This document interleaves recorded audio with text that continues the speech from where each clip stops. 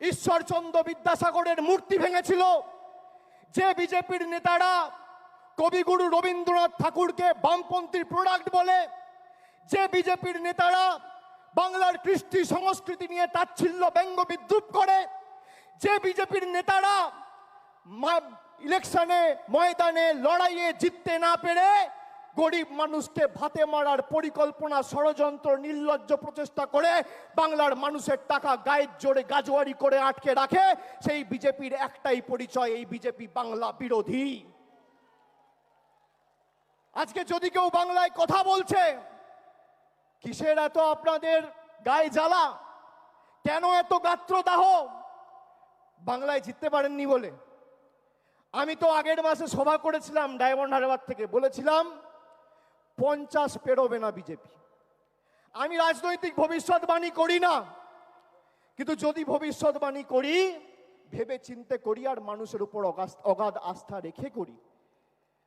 আমি আপনাদের দায়িত্ব নিয়ে বলছি, যেভাবে এরা বাংলার মানুষকে লাঞ্ছিত, নিপীড়িত, অত্যাচারিত, অপমানিত, শোষিত করেছে দিনের পর দিন, খালি নিজের ঔদ্ধত্য, অহংকার আর দম্ভের কারণে যে কটা ছাইপাস আর গুটি কয়েকটা বাংলা বিরোধী পড়ে রয়েছে, তাদেরকে ঝেঁটিয়ে বিদায় দিয়ে আমাদের বঙ্গোপসাগরে ফেলতে হবে।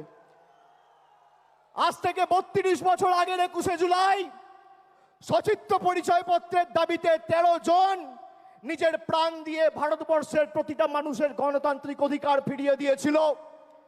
2025-এর 21শে জুলাই আজও যদি ইলেকশন কমিশনের কারচুপি ঢুকতে তৃণমূল কংগ্রেসের কর্মী সমর্থকদের রাস্তায় নেমে প্রাণ দিতে হয়, আমরা দেবো। দরকার হলে মমতা বন্দ্যোপাধ্যায়ের অনুমতি নিয়ে দিল্লিতে বৃহত্তর আন্দোলন তৃণমূল কংগ্রেস করবে।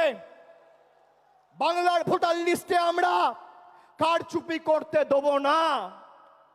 আর বিজেপি দলকে বলে রাখবো, মাইকের আওয়াজ যত দূর যাচ্ছে, বাংলার মানুষের ক্ষমতা আপনারা দেখেছেন। 100 দিনের গরিব মানুষের টাকা আপনারা গায়ের জোরে বন্ধ করে রেখেছেন। আমরা দিল্লিতে গেছি আন্দোলন করতে, জনজাতি, মূলবাসী, তপশিলি জাতি, উপজাতি সম্প্রদায়ের প্রতিনিধি, জনপ্রতিনিধি চুলের মুঠি ধরে মহিলাদের টানতে টানতে, ছেঁচড়াতে ছেঁচড়াতে আপনারা কৃষি ভবন থেকে দিল্লি পুলিশকে দিয়ে বার করেছে। তার জবাব পেয়েছেন 2024-এ।